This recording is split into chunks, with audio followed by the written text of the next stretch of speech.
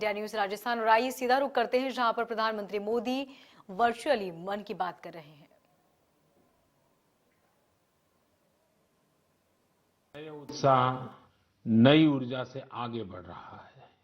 हमारे वैक्सीन कार्यक्रम की सफलता भारत के सामर्थ्य को दिखाती है, सबके प्रयास के मंत्र की शक्ति को दिखाती है। साथियों, 100 करोड़ वैक्सीन डोज का आंकड़ा बहुत बड़ा जरूर है, लेकिन इससे लाखों छोटी छोटी प्रेरक और गर्व से भर देने वाली अनेक अनुभव, अनेक उदाहरण जुड़े हुए हैं। बहुत सारे लोग पत्र लिखकर मुझसे पूछ रहे हैं कि वैक्सीन की शुरुआत के साथ ही कैसे मुझे यह विश्वास हो गया था कि इस अभियान को इतनी बड़ी सफलता मिलेगी। मुझे ये दृढ़ विश्वास इसलिए था क्योंकि मैं अपने देश के लोगों की क्षमताओं से भली भांति परिचित हूं। मैं जानता था कि हमारे हेल्थ केयर वर्कर्स देशवासियों के टीकाकरण में कोई कोर कसर नहीं छोड़ेंगे। हमारे स्वास्थ्य कर्मियों ने अपने अथक परिश्रम और संकल्प से एक नई मिसाल पेश की। उन्होंने इनोवेशन के साथ अपने दृढ़ निश्चय से मानवता की सेवा का एक नया मानदंड स्थापित किया। उनके बारे में अनगिनत उदाहरण है जो बताते हैं कि कैसे उन्होंने तमाम चुनौतियों को पार करते हुए अधिक से अधिक लोगों को सुरक्षा कवच प्रदान किया। हमने कई बार अखबारों में पढ़ा है, बाहर भी सुना है कि इस काम को करने के लिए हमारे इन लोगों ने कितनी मेहनत की है। एक से बढ़कर एक अनेक प्रेरक उदाहरण हमारे सामने हैं। मैं आज मन की बात के श्रोताओं को उत्तराखंड के बागेश्वर की एक हेल्थ वर्कर पूनम नौटियाल जी से मिलवाना चाहता हूं। साथियों, ये बागेश्वर उत्तराखंड की उस धरती से है जिस उत्तराखंड ने 100% पहला डोज लगाने का काम पूरा कर दिया है। उत्तराखंड सरकार भी इसके लिए अभिनंदन की अधिकारी है, क्योंकि बहुत दुर्गम क्षेत्र है, कठिन क्षेत्र है। वैसे ही हिमाचल ने भी ऐसी कठिनाइयों में 100% डोज का काम कर लिया है। मुझे बताया गया है कि पूनम जी ने अपने क्षेत्र के लोगों के वैक्सीनेशन के लिए दिन रात मेहनत की है। पूनम जी नमस्ते। सर प्रणाम। पूनम जी, अपने बारे में बताइए जरा देश के श्रोताओं को। सर मैं पूनम नौटियाल हूँ। सर मैं उत्तराखंड के बागेश्वर डिस्ट्रिक्ट में चामी कोराली सेंटर में कार्यरत हूँ। सर मैं एक एएनएम हूँ। पूनम जी, मेरा सौभाग्य है, मुझे बागेश्वर आने का अवसर मिला था। वो एक प्रकार से तीर्थ क्षेत्र रहा है, तो वहाँ पुरातन मंदिर वगैरह भी मैं बहुत प्रभावित हुआ था कि उस सदियों पहले कैसे लोगों ने काम किया होगा। हाँ जी सर। पूनम जी, क्या आपने अपने क्षेत्र के सभी लोगों का वैक्सीनेशन करवा लिया है? हाँ जी सर, सभी लोगों का हो चुका है। आपको किसी प्रकार की दिक्कत का भी सामना करना पड़ा क्या? हाँ जी सर। सर हम लोग जैसे बारिश होती थी वहाँ पे और रोड ब्लॉक हो जाती थी सर, नदी पार करके गए हैं सर हम लोग ना। और सर घर घर गए हैं, जैसे एनएचसीवीसी के अंतर्गत हम लोग घर घर गए हैं जो लोग सेंटर में नहीं आ सकते थे, जैसे बुजुर्ग लोग और दिव्यांग लोग, गर्भवती महिलाएं, धात्री महिलाएं, ये लोग सर। लेकिन वहाँ तो पहाड़ों पर घर भी बहुत दूर दूर होते हैं, जी तो एक दिन में कितना कर पाते थे आप? सर, किलोमीटर के हिसाब 10 किलोमीटर, कभी 8 किलोमीटर। खैर, ये जो तराई में रहने वाले लोग हैं उनको ये समझ नहीं आएगा कि 8-10 किलोमीटर क्या होता है। मुझे मालूम है पहाड़ के 8-10 किलोमीटर मतलब पूरा दिन चला जाता है। हाँ जी। लेकिन एक दिन में, क्योंकि ये बड़ा मेहनत का काम है और वैक्सीनेशन का सारा सामान उठा करके जाना, आपके साथ कोई सहायक रहते थे कि नहीं? हाँ जी, टीम मेंबर हम लोग 5 लोग रहते सर ना। हाँ। तो उसमें डॉक्टर हो गए, फिर एएनएम हो गई, फार्मासिस्ट हो गए, आशा हो गई और डाटा एंट्री ऑपरेटर हो गए। अच्छा, वो डाटा एंट्री वहाँ कनेक्टिविटी मिल जाती थी या फिर बागेश्वर आने के बाद करते थे? सर कहीं कहीं मिल जाती है, कहीं कहीं बागेश्वर आने के बाद करते थे हम लोग। अच्छा, मुझे बताया गया है पूनम जी कि आपने आउट ऑफ द वे जाकर लोगों का टीका लगवाया। ये क्या कल्पना आई आपके मन में, विचार कैसे आए और कैसे किया आपने? हम लोगों ने पूरी टीम ने संकल्प लिया था कि हम लोग एक भी व्यक्ति छूटना नहीं चाहिए, हमारे देश से कोरोना बीमारी दूर भागनी चाहिए। मैंने और आशा ने मिलकर प्रत्येक व्यक्ति के हम लोगों ने गांव वाइज ड्यू लिस्ट बनाई। फिर उसके हिसाब से जो लोग सेंटर में आए उनको सेंटर में लगाया। फिर हम लोग घर घर गए हैं सर। फिर उसके बाद जो लोग छूटे हुए थे, जो लोग नहीं आ पाते सेंटर में। अच्छा, लोगों को समझाना पड़ता था? हाँ जी, समझाया। हाँ जी। लोगों का उत्साह है अभी भी वैक्सीन लेने का? हाँ जी सर, हाँ जी। अब तो सर लोग समझ गए हैं। फर्स्ट में बहुत दिक्कत हुई हम लोगों को समझाना पड़ता था कि ये जो वैक्सीन है सुरक्षित है और असरदार है। हम लोग भी लगा चुके हैं तो हम लोग तो ठीक हैं, आपके सामने हैं। और हमारे स्टाफ ने सबने लगा लिया है तो हम लोग ठीक हैं। कहीं पर वैक्सीन लगने के बाद किसी की शिकायत आई बाद में? नहीं नहीं सर, ऐसा कुछ नहीं हुआ। कुछ नहीं हुआ? जी। सबको संतोष था हाँ जी। कि ठीक हो गया? हाँ जी। चलिए, आपने बहुत बड़ा काम किया है और मैं जानता हूँ ये पूरा क्षेत्र कितना कठिन है। और पैदल चलना, पहाड़ों पे, एक पहाड़ पे जाओ, फिर नीचे उतरो, फिर दूसरे पहाड़ पे जाओ, घर भी दूर दूर, उसके बावजूद भी आपने इतना बढ़िया काम किया है। धन्यवाद सर, मेरे सौभाग्य सर, आपसे बात हुई मेरी।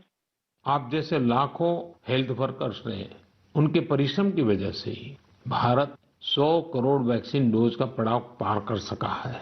आज मैं सिर्फ आपका ही आभार व्यक्त नहीं कर रहा हूँ, बल्कि हर उस भारतवासी का आभार व्यक्त कर रहा हूँ जिसने सबको वैक्सीन, मुफ्त वैक्सीन अभियान को इतनी ऊंचाई दी, कामयाबी दी। आपको, आपके परिवार को मेरी बहुत बहुत शुभकामनाएं। मेरे प्यारे देशवासियों, आप जानते ही हैं कि अगले रविवार 31 अक्टूबर को सरदार पटेल जी की जन्म जयंती है। मन की बात के हर श्रोता की तरफ से और मेरी तरफ से मैं लौह पुरुष को नमन करता हूं।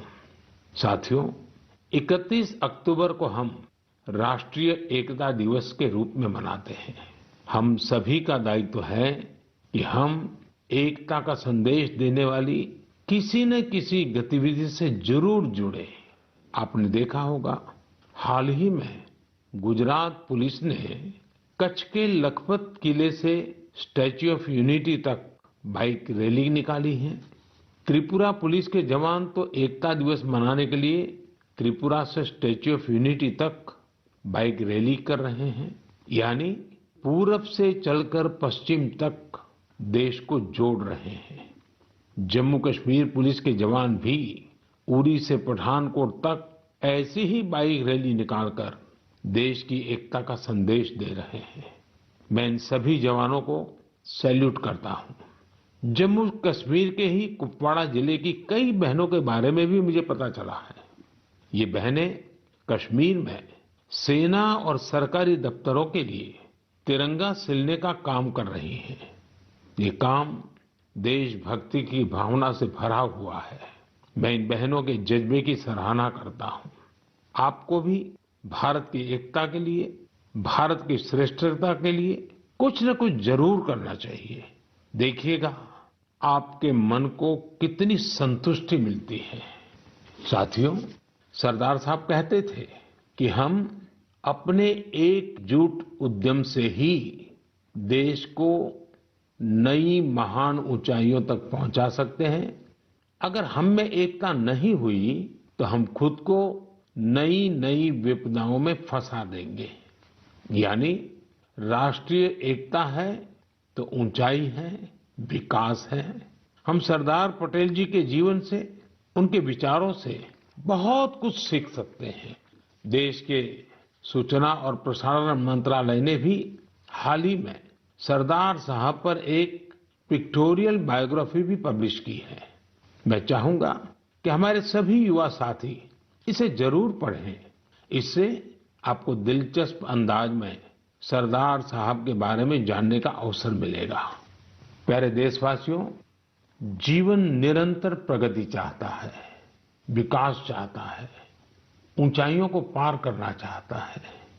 विज्ञान भले ही आगे बढ़ जाए, प्रगति की गति कितनी ही तेज हो जाए, भवन कितने ही भव्य बन जाए, लेकिन फिर भी जीवन अधूरापन अनुभव करता है। लेकिन जब इनमें गीत, संगीत, कला, नाट्य, नृत्य, साहित्य जुड़ जाता है तो इनकी आभा, इनकी जीवंतता अनेक गुना बढ़ जाती है। एक प्रकार से जीवन को सार्थक बनना है तो ये सब होना भी उतना ही जरूरी होता है। इसलिए कहा जाता है कि सभी विधाएं हमारे जीवन में एक कैटलिस्ट का काम करती हैं, हमारी ऊर्जा बढ़ाने का काम करती हैं। मानव मन के अंतर्मन को विकसित करने में, हमारे अंतर्मन की यात्रा का मार्ग बनाने में भी गीत, संगीत और विभिन्न कलाओं की बड़ी भूमिका होती है। और उनकी एक बड़ी ताकत ये होती है कि इन्हें न समय बांध सकता है, न सीमा बांध सकती है और न ही मत मतांतर बांध सकता है। अमृत महोत्सव में भी अपनी कला, संस्कृति, गीत, संगीत के रंग अवश्य भरने चाहिए। मुझे भी आपकी तरफ से अमृत महोत्सव और गीत संगीत कला की इस ताकत से जुड़े ढेरों सुझाव आ रहे हैं। ये सुझाव मेरे लिए बहुत मूल्यवान है। मैंने इन्हें संस्कृति मंत्रालय को अध्ययन के लिए भेजा था। मुझे खुशी है कि मंत्रालय ने इतने कम समय में इन सुझावों को बड़ा गंभीरता से लिया और उस पर काम भी किया। इन्हीं में से एक सुझाव है देशभक्ति के गीतों से जुड़ी प्रतियोगिता। आजादी की लड़ाई में अलग अलग भाषा, बोली में देशभक्ति के गीतों और भजनों ने पूरे देश को एकजुट किया था। अब अमृतकाल में हमारे युवा देशभक्ति के ऐसे ही गीत लिखकर इस आयोजन में और ऊर्जा भर सकते हैं। देशभक्ति के गीत मातृभाषा में हो सकते हैं, राष्ट्रभाषा में हो सकते हैं और अंग्रेजी में भी लिखे जा सकते हैं। लेकिन ये जरूरी है कि रचनाएं नए भारत की नई सोच वाली हो, देश की वर्तमान सफलता से प्रेरणा लेकर भविष्य के लिए देश को संकल्पित करने वाली हो। संस्कृति मंत्रालय की तैयारी तहसील स्तर से राष्ट्रीय स्तर तक इससे जुड़ी प्रतियोगिता कराने की है। साथियों, ऐसे ही मन की बात के एक श्रोता ने सुझाव दिया है कि अमृत महोत्सव को रंगोली कला से भी जोड़ा जाना चाहिए। हमारे यहाँ रंगोली के जरिए त्योहारों में रंग भरने की परंपरा तो सदियों से है।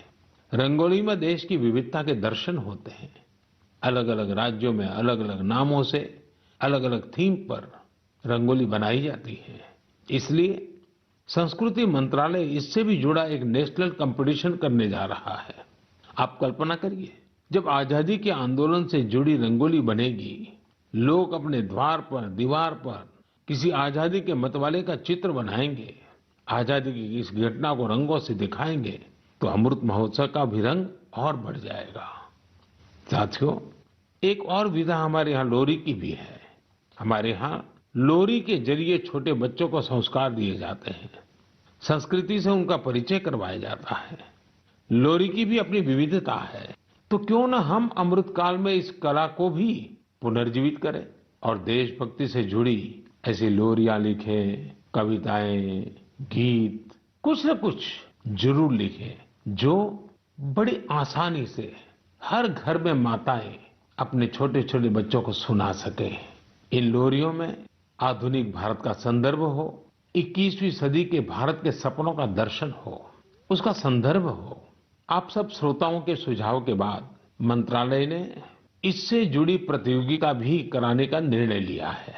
साथियों, ये तीनों प्रतियोगिताएं 31 अक्टूबर को सरदार साहब की जयंती से शुरू होने जा रही हैं। आने वाले दिनों में संस्कृति मंत्रालय इससे जुड़ी सारी जानकारी देगा। ये जानकारी मंत्रालय की वेबसाइट पर भी रहेगी और सोशल मीडिया पर भी दी जाएगी। मैं चाहूंगा कि आप सभी इससे जुड़े। हमारे युवा साथी जरूर इसमें अपनी कला का, अपनी प्रतिभा का प्रदर्शन करें। इससे आपके इलाके की कला और संस्कृति भी देश के कोने कोने तक पहुंचेगी। आपकी कहानियां पूरा देश सुनेगा। प्यारे देशवासियों, इस समय हम अमृत महोत्सव में देश के वीर बेटे बेटियों को, उन महान पुण्य आत्माओं को याद कर रहे हैं। अगले महीने 15 नवंबर को हमारे देश के ऐसे ही महापुरुष, वीर योद्धा भगवान बिरसा मुंडा जी की जन्म जयंती आने वाली है। भगवान बिरसा मुंडा को धरती आबा भी कहा जाता है। क्या आप जानते हैं कि इसका अर्थ क्या होता है? इसका अर्थ है धरती पिता। भगवान बिरसा मुंडा ने जिस तरह अपनी संस्कृति, अपने जंगल, अपनी जमीन की रक्षा के लिए संघर्ष किया, वो धरती आबा ही कर सकते थे। उन्होंने हमें अपनी संस्कृति और जड़ों के प्रति गर्व करना सिखाया। विदेशी हुकूमत ने उन्हें कितनी धमकियां दी, कितना दबाव बनाया, लेकिन उन्होंने आदिवासी संस्कृति को नहीं छोड़ा। प्रकृति और पर्यावरण से अगर हमें प्रेम करना सीखना है तो उसके लिए भी धरती आबा भगवान बिरसा मुंडा हमारी बहुत बड़ी प्रेरणा है। उन्होंने विदेशी शासन के हर उस नीति का पुरजोर विरोध किया जो पर्यावरण को नुकसान पहुंचाने वाली थी। गरीब और मुसीबत से घिरे लोगों की मदद करने में भगवान बिरसा मुंडा हमेशा आगे रहे। उन्होंने सामाजिक बुराइयों को खत्म करने के लिए समाज को जागरूक भी किया। उल गुलान आंदोलन में उनके नेतृत्व को भला कौन भूल सकता है। इस आंदोलन ने अंग्रेजों को झकझोर कर रख दिया था, जिसके बाद अंग्रेजों ने भगवान बिरसा मुंडा पर बहुत बड़ा इनाम रखा था। ब्रिटिश हुकूमत ने उन्हें जेल में डाला। उन्हें इस कदर प्रताड़ित किया गया कि 25 साल से भी कम उम्र में वो हमें छोड़ गए। वो हमें छोड़कर गए, लेकिन केवल शरीर से।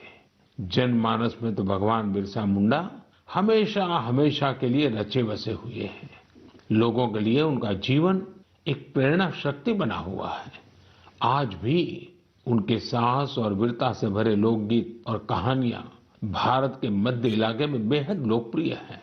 मैं धरती आबा बिरसा मुंडा को नमन करता हूं और युवाओं से आग्रह करता हूं कि उनके बारे में और पढ़ें।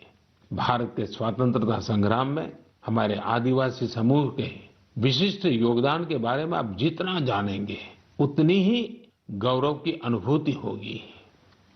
मेरे प्यारे देशवासियों, आज 24 अक्टूबर को यूएन डे यानी संयुक्त राष्ट्र दिवस मनाया जाता है। ये वो दिन है जब संयुक्त राष्ट्र का गठन हुआ था। संयुक्त राष्ट्र की स्थापना के समय से ही भारत इससे जुड़ा रहा है। क्या आप जानते हैं कि भारत ने आजादी से पहले 1945 में ही संयुक्त राष्ट्र के चार्टर पर हस्ताक्षर किए थे। संयुक्त राष्ट्र से जुड़ा एक अनोखा पहलू ये है कि संयुक्त राष्ट्र का प्रभाव और उसकी शक्ति बढ़ाने में भारत की नारी शक्ति ने बड़ी भूमिका निभाई है। 1947-48 में जब यूएन ह्यूमन राइट्स का यूनिवर्सल डिक्लेरेशन तैयार हो रहा था तो उस डिक्लेरेशन में लिखा जा रहा था all man are created equal, लेकिन भारत के एक डेलीगेट ने इस पर आपत्ति जताई और फिर यूनिवर्सल डिक्लेरेशन में लिखा गया all human beings are created equal. ये बात जेंडर इक्वलिटी की भारत की सदियों पुरानी परंपरा के अनुरूप थी। क्या आप जानते हैं कि श्रीमती हंसा मेहता वो डेलीगेट थी जिनकी वजह से ये संभव हो पाया। उसी दौरान एक अन्य डेलीगेट श्रीमती लक्ष्मी मेनन ने जेंडर इक्वलिटी के मुद्दे पर जोरदार तरीके से अपनी बात रखी थी। यही नहीं, 1953 में श्रीमती विजया लक्ष्मी पंडित यूएन जनरल असेंबली की पहली महिला प्रेसिडेंट भी बनी थी। साथियों, हम उस भूमि के लोग हैं जो ये विश्वास करते हैं, जो ये प्रार्थना करते हैं, ओम द्यौः शांति, अंतरिक्षम शांति, पृथ्वी शांति, आपः शांति, औषधयः शांति, वनस्पतयः शांति, विश्वे देवा शांति, ब्रह्म शांति, सर्वम शांति, शांति एव शांति, सामा शांतिरेधि, ओम शांति शांति शांति।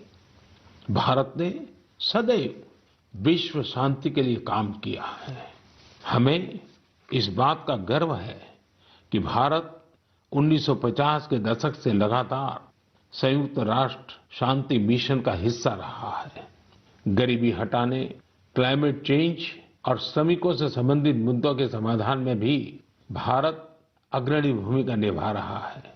इसके अलावा योग और आयुष को लोकप्रिय बनाने के लिए भारत WHO यानी वर्ल्ड हेल्थ ऑर्गेनाइजेशन के साथ मिलकर काम कर रहा है।